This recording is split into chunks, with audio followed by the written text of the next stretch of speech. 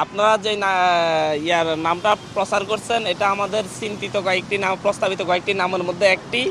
এটাই যে হচ্ছে এর কোনো নিশ্চয়তা নেই, এটা আগামীকালকে মঞ্চে ঘোষণার আগ মুহূর্ত পর্যন্ত কনফার্ম করা যাচ্ছে না।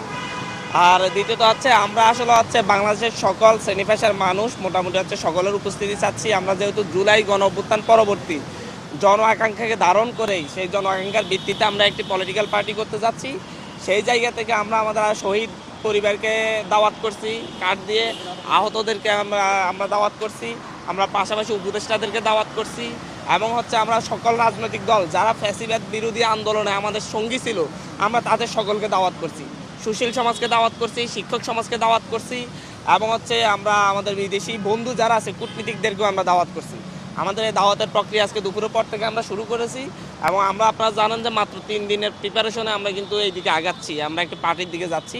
সুতরাং আমাদের প্রিপারেশনে অনেকটা অভাব রয়েছে, যার কারণে হয়তো আমরা হচ্ছে সকলকে নিয়ে সব জায়গায় যেতে পারছি না। বিভিন্ন মাধ্যমে আমরা কাউকে মেইলের মাধ্যমে, কাউকে আমরা হচ্ছে হোয়াটসঅ্যাপের মাধ্যমে, কাউকে আমরা হচ্ছে সরাসরি নিজেরা গিয়ে আমরা দাওয়াত করছি।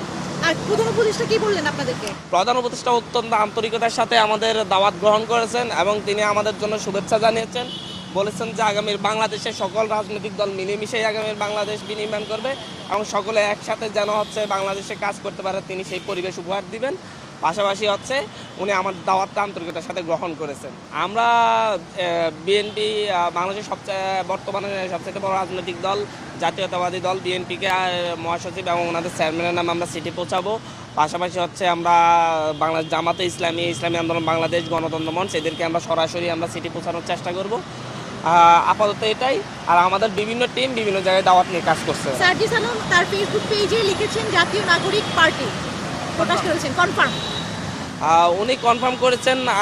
আমরা যতটুকু বলবো যে হচ্ছে আমাদের এখানে কয়েকটা নাম প্রস্তাবিত এসেছে, তার মধ্যে একটি এটি অন্যতম একটি এটি।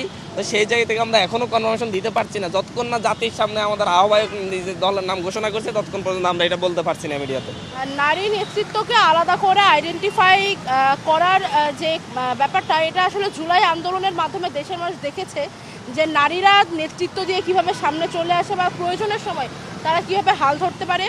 আমি দেশবাসীকে শুধু এটাই বলতে চাই যে নেতৃত্বের মধ্যে গুরুত্বপূর্ণ দায়িত্বে নারীরা ছিল, আছে এবং সামনের বাংলাদেশেও তারা থাকবে এবং বাংলাদেশ বিনির্মাণে নাগরিক দায়িত্ব পালনের জায়গায় নারী পুরুষ কারোর অবদানই কোনো অংশে কম না।